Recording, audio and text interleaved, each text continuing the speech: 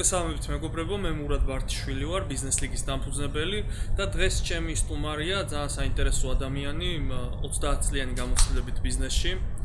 ალეკო მიქაძე, რომელიც რაღაცნაირად აღმოჩნდა ბიზნეს ლიგაში, მეხუთე ნაკადში და ეხლა მოგვიყვება თუ როგორ აღმოჩნდა, რა გამოცდილება აქვს ბიზნესში და კიდევ საინტერესო რაღაცებზე ვისაუბრებთ. არა ალეკო? კი, რა თქმა უნდა. ალეკო, პირველი კითხვა ეს ტრადიციული კითხვა მინდა დაგისვა, რაც გადავწყვიტე, ეს არის შენი პირველი ბიზნესი რომელი იყო, რა სფეროში დაიწყე და როდის იყო ეს? ჩემი პირველი ბიზნესი იყო არქიტექტურის სფეროში. ახლა არქიტექტურის მაგისტრი და პირველი ნაბიჯები ინსტიტუტის მერე ეს იყო ძველი თბილისის რეკონსტრუქციებზე მუშაობა. მოხდი ბედმა გამიღიმა და მოხდი სპეციალიზირებულ სახელოსნოში გიგა ბათიაშვილის ხელმძღვანელობით და სტუდენტური მერხიდან რომ იტყვიან, პირდაპირ მოხდი პრაქტიკულ მომუშავე სახელოსნოში პირველივე წელს ბედნიერებმა ვხდაწილად და საავტორო პროექტიც მომწეს და ჩემს უფროს კოლეგებთან ერთად მივიღე მონაწილეობა ლესელიძის ქუჩის რეკონსტრუქციაში. ეს იყო 86-7 წლები. ეს იყო პირველი საავტორო პროექტი, რომლისთვისაც ჯილდოებიც მივიღეთ და ძალიან დიდი მოტივი იყო მომავალში ამ სფეროში საქმიანობის გაგრძელების. შემდეგ რა მოხდა? შემდეგ ისე სწრაფად განვითარდა მოვლენები, ეს იყო ეგრეთ წოდებული უძრაობის ხანის ბოლო წელი და გარბაჩოვის მოსვლასთან ერთად საბჭოთა კავშირში ეგრეთ წოდებული პერესტროიკასთან ერთად დაუშვეს კოოპერატივობა, ასე ვთქვათ, ჩანასახი კაპიტალისტური საქმიანობისა, კერძო ბიზნესისა. და როგორც კი ეს საქმიანობა დაუშვეს საკავშირო ხელისუფლებამ, მეორე წლიდან მე და ჩემს ორ უახლოეს მეგობარს ჰქონდა ჩვენი კოოპერატივი, დავიწყეთ ისევ და ისევ არქიტექტურულ საპროექტო საქმიანობით, პარალელურად მუშაობდი სახელმწიფო საპროექტო ინსტიტუტის ქალაქ პროექტში და მის პარალელურად უცებ იმხელა შესაძლებლობები გაჩნდა ბიზნესის წარმოების, რომ 3-4 წელიწადში 5 სხვადასხვა სფეროს შევეჭიდეთ. ძირითადი რა თქმა უნდა იყო მაინც არქიტექტურული პროექტირება. ადვილად გეთდებოდა ბიზნესი? ისიც აი შემოქმედი და კრეატიულად მოაზროვნე ადამიანებისთვის ადვილი იყო, იმიტომ რომ იმდენ სფეროში კონკურენცია საწყის ეტაპზე შეიძლება ითქვას არ იყო. იმიტომ რომ იყო სოციალისტური სისტემა, სახელმწიფო სისტემა ეკონომიკისა, ამის პარალელურად არსებობდა საბჭოთა კავშირში ახლა არავის დასამალები ჩრდილოვანი ეკონომიკა, ეგრეთ წოდებული ცეხავიკობა, რომლებიც კრეატიულად მოაზროვნე ადამიანები რაღაცა პროდუქციას ქმნიდნენ, ასე ვთქვათ, ჩრდილოვანი ეკონომიკის საფარგლოდ. და როცა დაუშვეს ეს კოოპერატიული საქმიანობა, სოფლის მეურნეობის დარგიდან დაწყებული და ნავთობ ბიზნესით დამთავრებული ყველა სფეროში ადამიანებმა, ვინც ესეთი კრეატიულად მოაზროვნე იყო,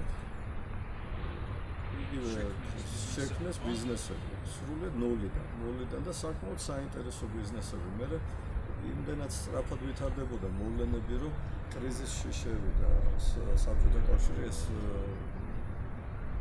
ნაბიჯებიც, რა თქმა უნდა, ცენტრალური ხელისუფლებისა, ეგრეთ წოდებული პერესტროიკა და ეკონომიკის გარდაქმნა იძულებითი ნაბიჯები იყო, იმიტომ რომ ღრმა კრიზისში იყო საბჭოთა კავშირი და ძალიან სწრაფად შეიქმნა დეფიციტი, როგორც კვების პროდუქტებიდან დაწყებული, ასევე სახალხო მოხმარების ნებისმიერ ნივთთან მიმართებაში და აი ამ დროს დავიწყეთ საქმიანობა უკვე აი ბარტერული აღებმიცემობის დონეზე დავიდა ეს ყველაფერი. თქვათ ციმბირის რომელიმე ფერადი ლითონების მწარმოებელი ქარხანა გვაძლევდა განუსაზღვრელი რაოდენობით თავის პროდუქციას, როგორც სანაცვლოდ ქართული ჩაი მიგეწოდებინა. ნატურალური გაცვლის სახით, ან და თამბაქო იგივე, ან ციტრუსი. ორივე მხარეს ორივე აწყობდა მხარეს თავის აწყობდა რა თქმა უნდა. სიტუაციაში. აქ არ იყო ის პროდუქცია, რომელიც ჰქონდათ იმ ქარხნებს და არ ჰქონდათ გასაღების ბაზარი. ჩვენ კიდე გვაწყობდა ვინაიდან სულ სხვა პროდუქტს აწარმოებდა საქართველოს და გვაკვდა სწორად მათი წარმოების პროდუქტები და აი ამ სფეროში ძალიან აქტიურად ჩავდით. ბევრი რამე შეიცვალა, მაგრამ სანამ ვკითხოს და გისვა. მაინტერესებს ბიზნეს ლიგაში მოხვდი ამხელა გამოცდილების ბიზნესმენი და აი როგორ მოხდა პირველი შეხება, სად და გაინტერესა, ან ეძებდი ესეთ ლიგას თუ არ ეძებდი თუ აი მოპევი ამ შესაძლებლად. არ ვეძებდი, ნამდვილად გულახდილად ვიტყვი, არ მიძებნია ბიზნეს ლიგის შესახებ მეილზე გავიგე ყოველ დღე ვამოწევ ჩემს ელექტრონულ პოსტას და თუ რაიმე აი რატომ არ კარგი რომ შემოწმოთ ყოველ დღე ყოველი დილა მეწება ელექტრონული პოსტის შემოწმებით და სამუშაო დღის ბოლოს ვთავდება ელექტრონული პოსტის შემოწმებით და ვცდილობ ხოლმე არანაირი საინტერესო შემოთავაზება არ გაუშვა და ერთხელ მართალია ძალიან დატვირთული და მძიმე სამუშაო დღე მქონდა და ცოტა მივაყურადე მე რამოდენიმე დღის ინტერვალით ისევ მომივიდა და ბიზნეს ლიგა დაინტერესდა და რა არის რა შეეხება ეს და მე როცა თქვენს მენეჯერს გავესაუბრე გავიგე რა შემოთავაზება იყო დავინტერესდი ისევ და ისევ იმ მიზნით რომ არ მეზარება და ყოველთვის მაქვს სურვილი რაღაცა ახალი შევიძინო კონფერენციაზე მერიოში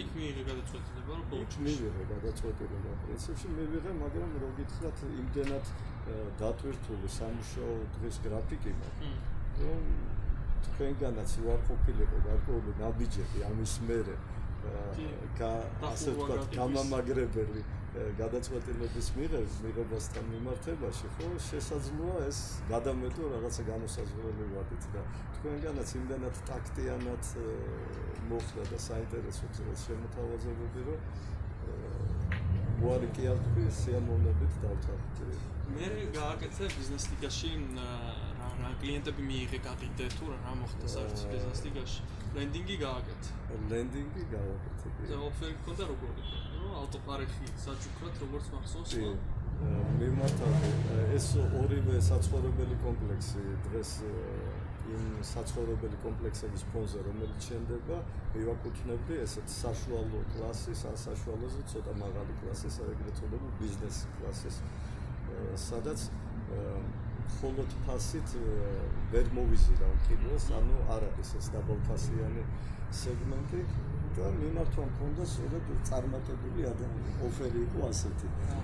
წარმატებულ ადამიანებს გთავაზობთ კომფორტული გარემოს. ანუ აქცენტი იყო გაკეთებული რა ფასზე.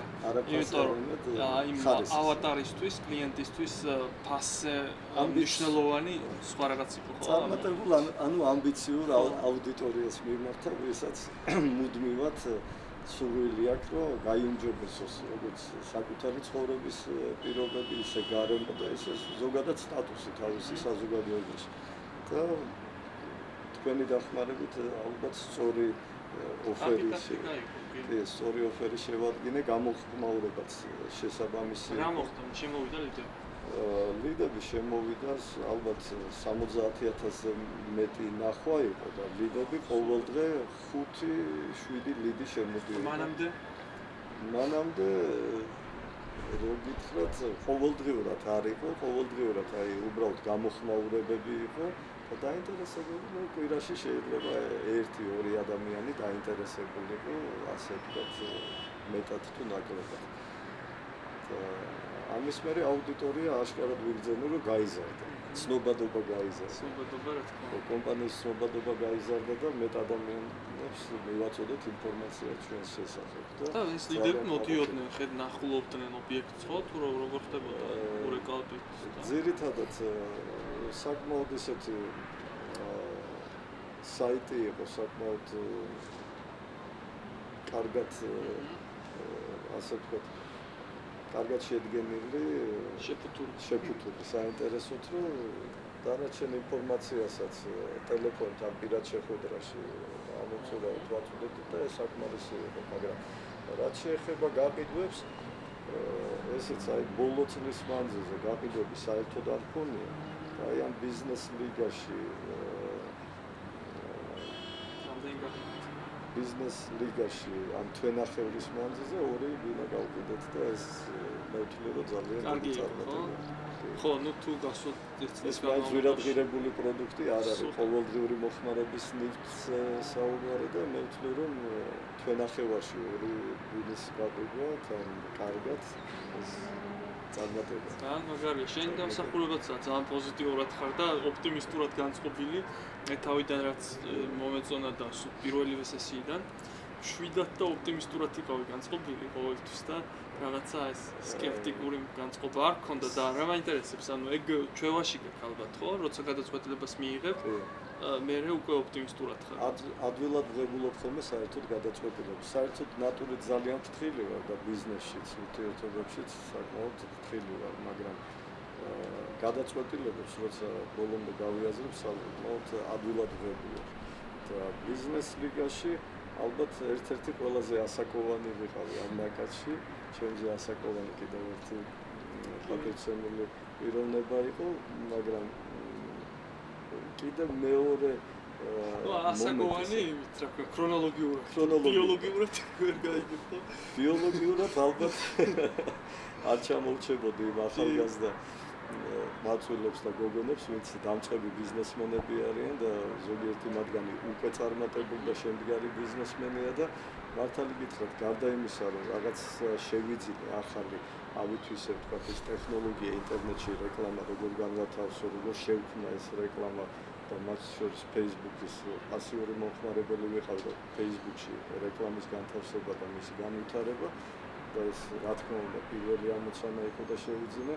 მეორე არანაკლებ ჩემთვის საინტერესო იყო, რომ თურმე რამდენი ახალგაზრდა დღეს ნოლიდან ქმნის ბიზნესს და ეს ჩემთვის კიდევ უფრო მეტი სტიმულია, რომ თურმე მარტო არ ახალგა, თურმე ყველაფერი ისე ცუდად და რთულად არ არის ჩვენ ქვეყანაში, რამდენი ახალგაზრდა აი ამ ჩემთვის, აი გამოცდილი ადამიანისთვის საკმაოდ რთულია ბიზნესის წარმოება საქართველოში და როცა ახალგაზრდები 20, 25, 30 წლის ახალგაზრდები არ უშინდებიან, ეჭიდებიან და იწყებენ სრულიად სტარტაპებს ნოლით, ნულოვანი ფინანსებით, ნულოვანი შესაძლებლობებით, ეს ძალიან დიდი იმედის მომცემია და ძალიან კარგ განწყობაზე მაყენებს, რომ ალბათ ძალიან მალე შეიცვლება უკეთესობის კეთილშობილი.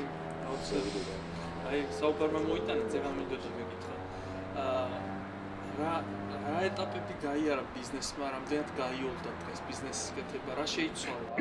დაუშვათ დაწყებული გორბაჩოვის პერიოდიდან მერე 2000-იანები 2000-იანი წლები და 90-იანები და 90-იანი, ხო, 2000-ის შემდეგ და ეხლა 2000 დაუშვათ 5-6-ის მერე რაც Facebook-ი, Google-ი და აი მთლიანად ძალიან სწრაფად განვითარდა ყველაფერი. ძალიან სწრაფად განვითარდა და მე ამასთან დაკავშირებით შეიძლება მთლად კონტექსტში არ იყოს, მაგრამ ერთი ჩინელი ფილოსოფოსის სიტყვები მახსენდება, რომ ჩინური წევლასავით არის, რომ მე თქვენ გისურვებდით გეცხოვროთ გარდაქმნების პერიოდში და ჩემ თაობას თავიდან ბოლომდე მოვუწია გარდაქმნების პერიოდში და 80-იანი წლებიდან ღვევა ერთი ფორმაციის, მერე ნახევრად კაპიტალისტურ და ველურ კაპიტალისტურ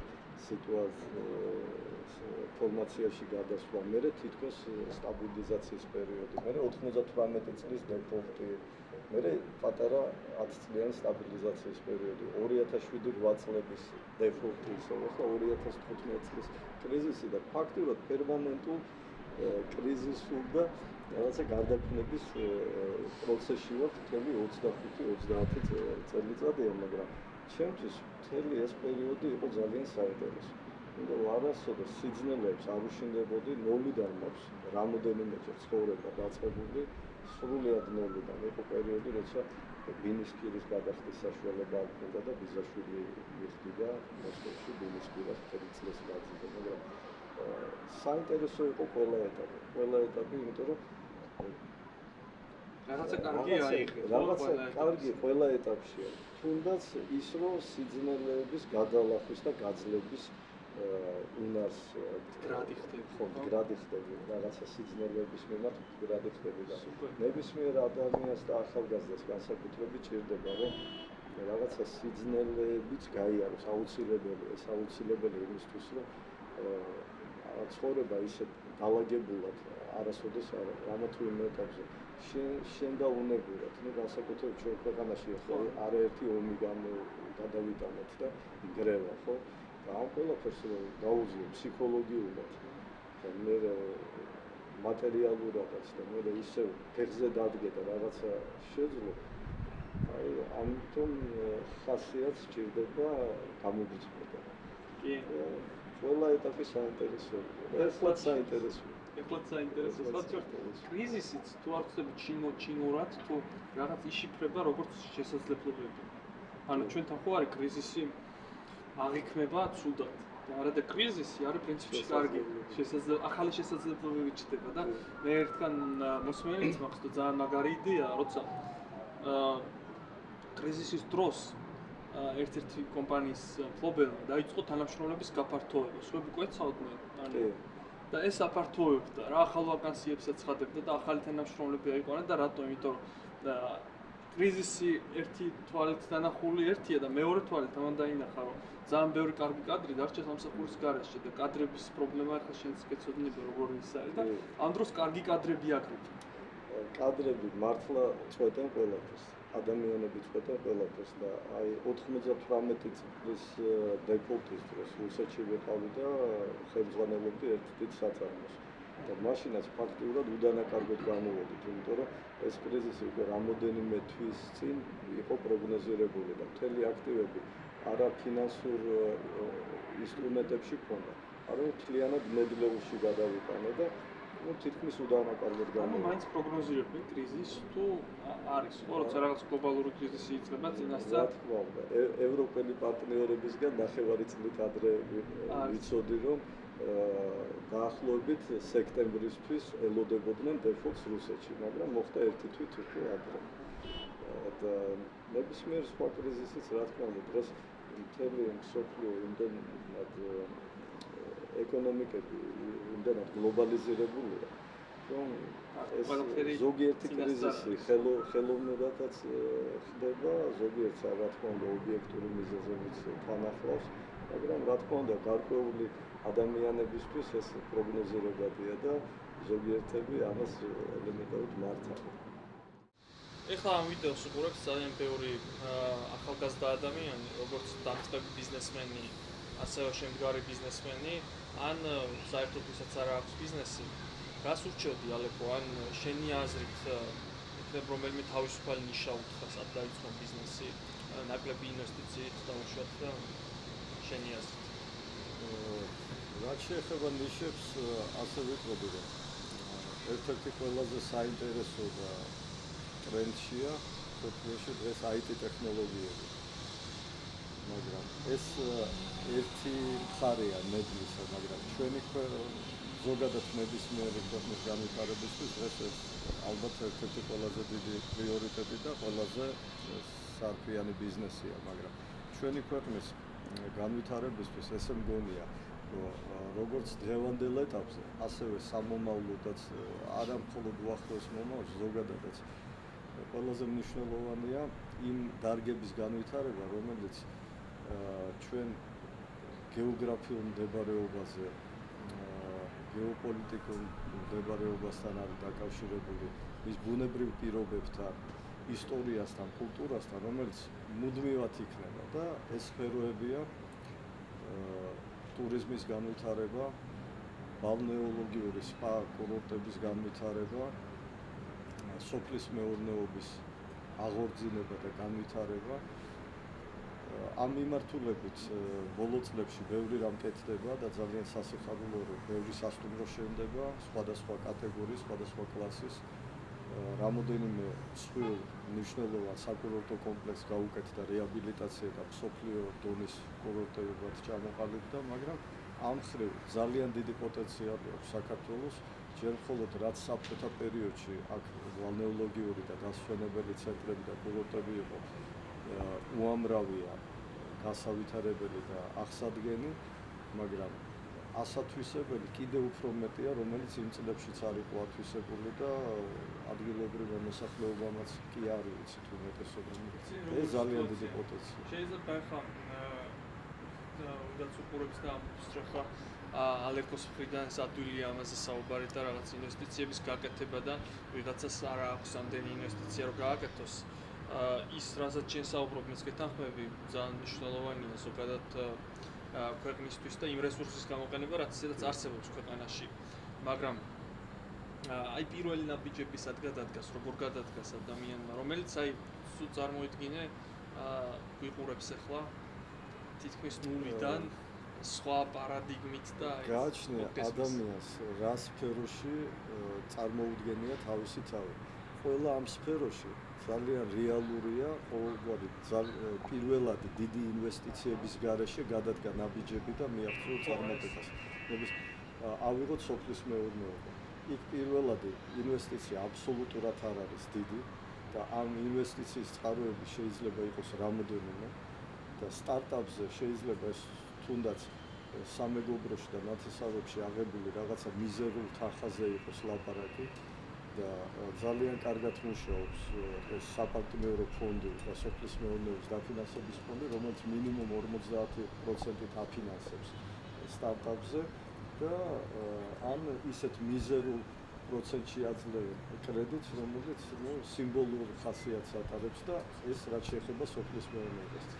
რაც შეეხება დანარჩენ სფეროებს, რა თქმა უნდა, სასტუმრო ბიზნესი იქნება თუ ღვინის წარმოება თუ ბალნეოლოგიის, რა თქმა უნდა, ეს ძალიან დიდი და სერიოზული ინვესტიციებია, მაგრამ თუ საინტერესო ბიზნეს გეგმას ჩამოაყალიბებს ახალგაზრდა ადამიანი, ახალგაზრდა სპეციალისტი და საინტერესო ბიზნეს პროგრამას წარუდგენს თუნდაც ადგილობრივ ინვესტორს, პოტენციურს, ან მით უმეტეს აი მაგალითად ბევრი ებრაელი ინვესტორი დღეს აქტიურად თამაშობს ქართულ ბაზარზე.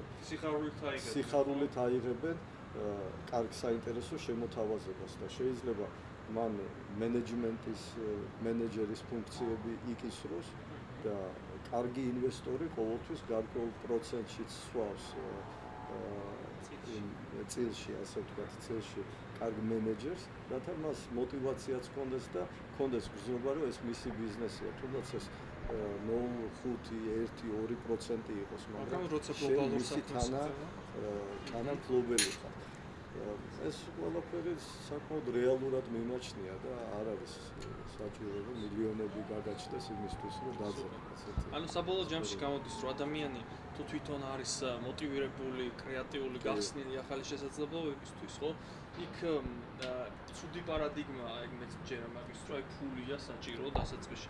რა ფული არის კიდევ სხვა თემა. ფულის შოვნა ყოველთვის შეიძლება. შოვნა რას ვამბობ, რომ არა იშოვო მოზიდვა ყოველთვის შეიძლება თუ შენ სწორად ჩამოაყალიბებ ამ შენ ბიზნეს გეგმას და ის საინტერესო ყოველთვის მოძებნე ადამიანს და რესურსს, რათა ეს განახორციელოს. ძალიან მაგარია. მე კიდევ მომეწონა არ შემიძლია ჩვენ ინტერვიუს ბოლოს არ აღვნიშნო. ალეკო შენში რომ ალეკოს პოსტას როდესაც ამოწმ, ყოველთვის ხსნი ახალს და ყოველთვის გახსნილი ხარ შესაძლებლობებისთვის. ეს ძალიან მაგარი რაღაცაა, მე ამას ვაფასებ და მჯერა რომ აი ესეთ ადამიანებს ეხსნებათ ფართოდ შესაძლებლობები, ბევრი იდეები მოსდით, ბევრი სასარგებლო კავშირები უყალიბდებათ და ზოგადად გახსნილია ყველაფერი, როცა გახსნილი ხარ, მაგრამ როცა ჩაკეტილი ხარ და რაღაც ერთი რწმუნებულებით ცხოვრობ, რომ ამ ქვეყანაში არაფერი არ გამოვა, ხო, ან ეგეთი რაღაცა. მაშინ მართლა ეგრეა. საკმაოდ გახსნილი ადამიანი ვარ და ყოველთვის გახსნილი ვარ ახალი ურთიერთობებისთვის. განსაკუთრებით თუ ახალგაზრდები მომმართავენ ხოლმე ამა თუ იმ სფეროში და რაღაცა თავისას ვთავაზობენ ამ პროდუქციას ან რაღაც. ყოველთვის ვცდილობ განვიხილო ეს. შეიძლება იმ წუთსაც მე ეს არ მაინტერესებდეს და არ მჭირდებოდეს, მაგრამ იმედსაც არ უკარგავ, რომ ეს შეიძლება მომავალში მოხდეს და ეს შეიძლება შედგეს ეს კონტრაქტი ან შემოთავაზება და საინტერესო თემადადებას ვცდილობ ყოველთვის გამიხსოვ და საერთოდ მიყვარს ადამიანებთან ურთიერთობა და კომუნიკაცია. ძალიან მაგარი. ძალიან საინტერესო. მადლობა ალეკო, საინტერესო საუბარი გამოვიდა. მეგობრებო, ჩემი სტუმარი იყო ბიზნეს ლიგის საზოგადოების ერთ-ერთი აქტიური მონაწილე ალეკო მიქაძე. თუ მოგეწონათ ვიდეო, აუცილებლად დაალაიქეთ, გაუზიარეთ თქვენს მეგობრებსაც, გამოიყენეთ რჩევები და დროებით.